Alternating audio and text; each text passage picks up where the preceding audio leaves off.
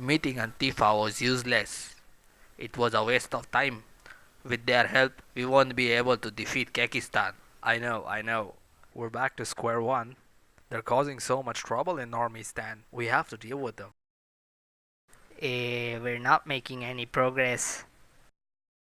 Can't we just attack Kekistan the old fashioned way? No, their leadership is too strong. It's impossible to directly attack them. You know, they don't call me Shiva the Destroyer for nothing. Just saying. Whoa, you're too aggressive for a pothead. Oh, yes. You should hear about the time he killed his son. What? Really? Yeah, it's a long story. Why would you kill your son?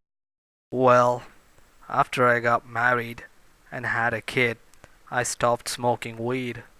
So this one day, I come home and the wife is in the bath taking a shower. So I decided to join her. But then my son stopped me, saying I cannot enter the bathroom since mom has told him to guard the door. And I tried to reason with him, tell him I am the dad, I make the rules, but he just wouldn't listen. And I was experiencing withdrawal at the time, so I chopped his head off with my sword. Whoa, nice. When the wife came out and saw the kid, she got all hysterical, destroying, yelling, and shit, asking me to fix it.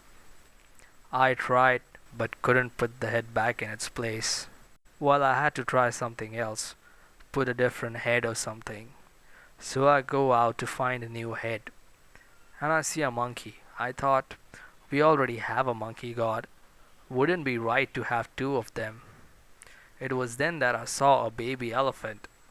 So I took his head and put it on my son's body.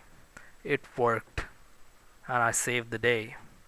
That's also the story of the elephant headed god in my religion. He's my son. So you killed your son because he was being a cockblock. That's crazy, man. Buddha, what's your story? Well, it's a long story, so I'll give you an example.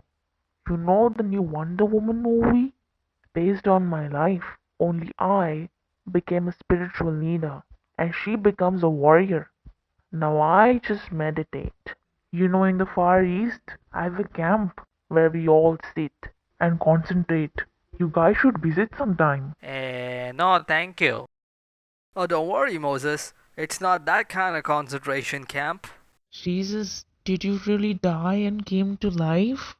Not exactly. The Romans wouldn't kill the only guy who could turn water into wine.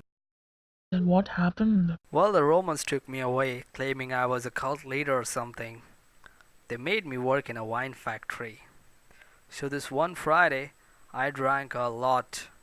You know, it was the first day of the weekend and all. Happens to most of us. I drank so much that I blacked out. I did not know you can black out on wine. It was a surprise for me.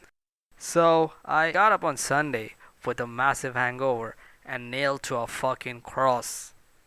It must have been a crazy weekend. Well, you know the rest. Moses, what did you do in the desert for 40 years? It's a funny story. When we left Egypt searching for new land, almost every place in the desert was filled with black filth under the ground. It was very sticky and thick liquid, and the desert was filled with it. So, after 40 years of searching, we finally found a place called Israel that did not have the black filth. But now, after thousands of years, the human consider it a very expensive substance called oil. We thought Israel not having that under its ground would be a good thing, but turns out it is not the case. That's funny and sad. So, Mo, you wanna tell us anything about Muhammad? Our prophet is the greatest prophet ever lived. We follow everything he said and done. When a prophet died, he flew to heaven on a horse. What? You can do head transplant and you turn water into wine and we can't have a flying horse? Happily you I cannot cannot fly on a become a horse. I mean, spiritual flying leader. horse So is I'll not give you an possible for example. mortals. Calm down, everybody. Did you just whistle out of the hole in your palm? Yeah, Eddie Griffin taught me that. What else can you do? It makes me good at hide and seek. I can still see even though my eyes are covered.